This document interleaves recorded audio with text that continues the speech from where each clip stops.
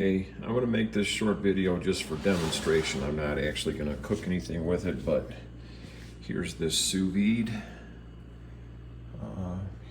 cooker or heater that I had bought, and really I'm happy with it. It was the cheapest that I could find on Amazon at the time, but just the way that I was thinking about getting it to try it out, first of all, you can see I'm using an Instant Pot.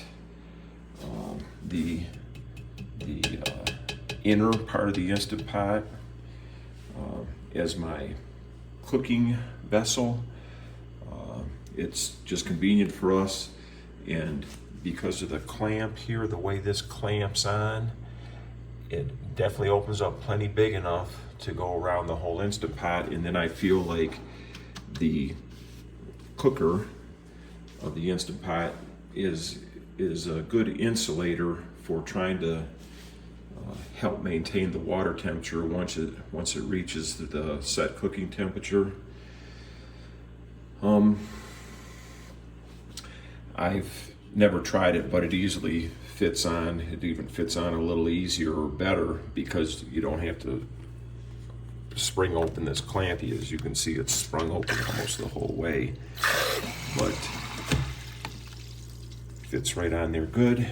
And it would just work on this vessel alone, or if you had something, just a regular pot that you want to use in it, it would work good. Here's the display fired up.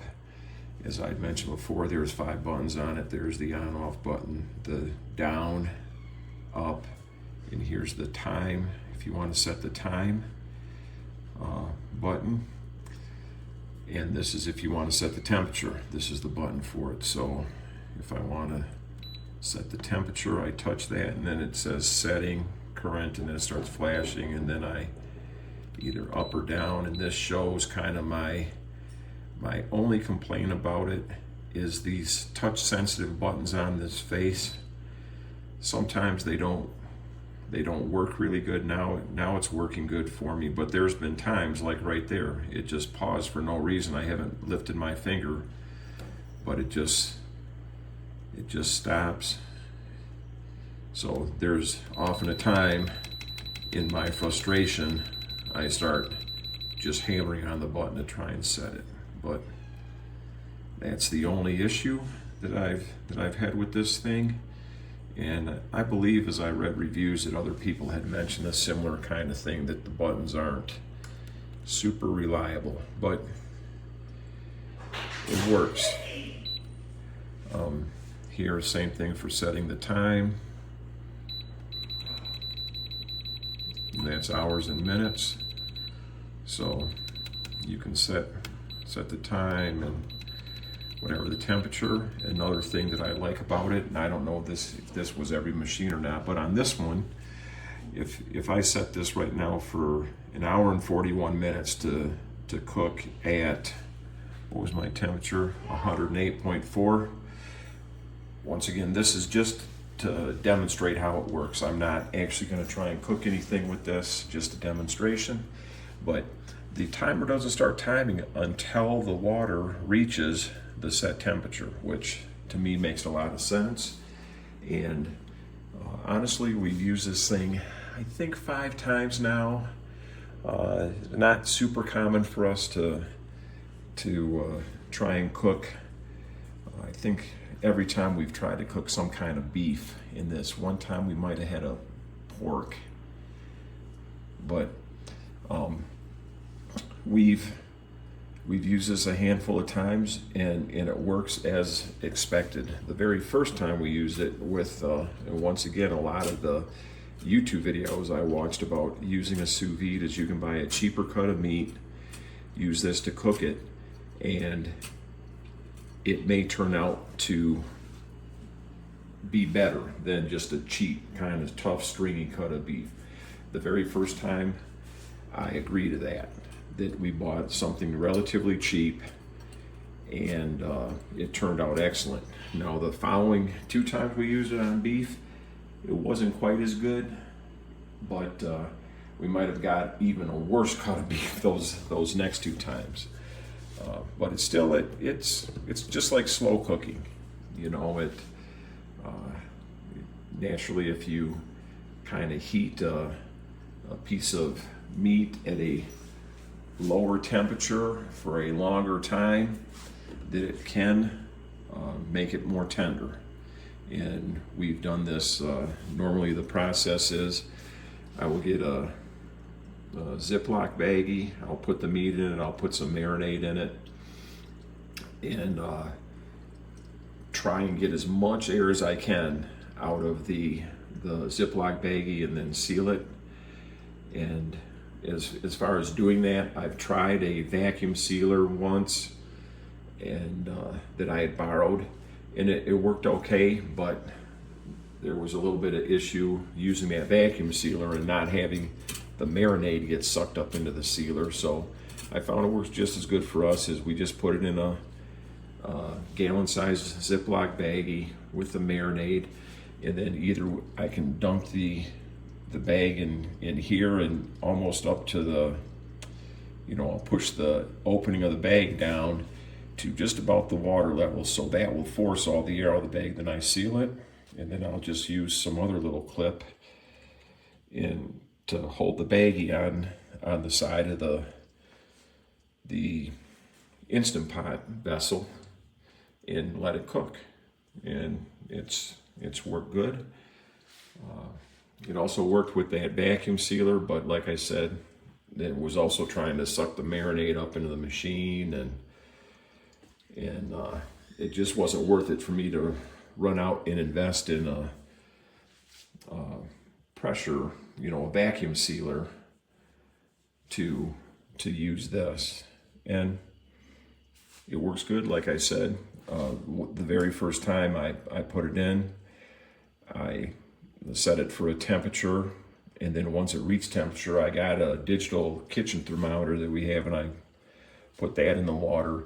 And I don't recall exactly, but I do remember noticing that it was within a couple of degrees what the digital thermometer said versus what this said. And once this is set at a temperature, and I came back to check it an hour, 2 hours, 3 hours later, it is still saying that temperature. So to me, it's maintaining that temperature really good. And overall, I think it was very worth the money that I paid for it. We're not using it every day, so it didn't make sense for me to buy a sous vide that cost up towards $100 or even more, that might have a couple more features or that had a little bit better reviews than this one had. Like I said, my only issue has been the sensitivity of these touch pad buttons up here, that they're not super reliable all the time. But sorry for the long video, but I wanted to be complete and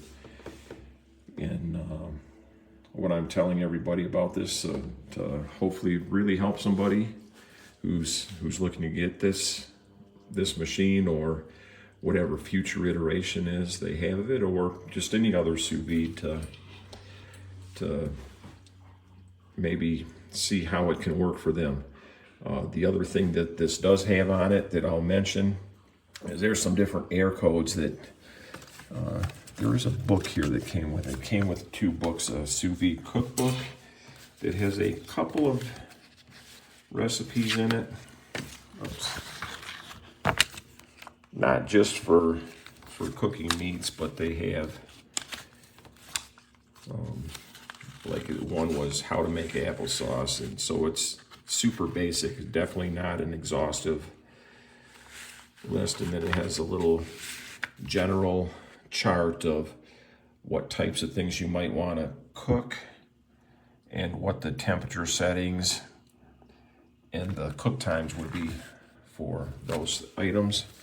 And also it came with the instruction manual that, like a lot of things, and the manual is fairly decent.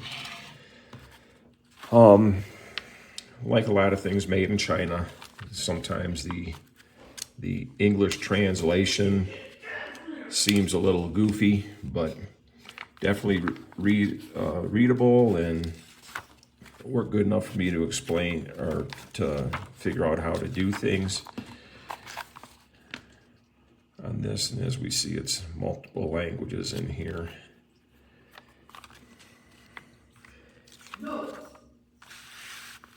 And there are a couple of error codes. Let's see, was there a thing that described the error codes in the manual?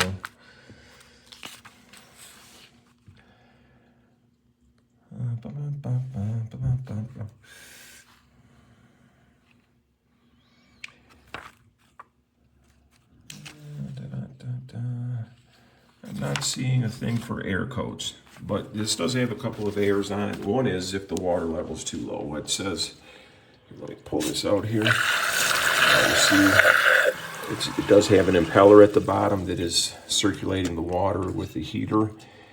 And I don't know if you can see it on there or not, but there's a minimum water level and a maximum water level on the thing.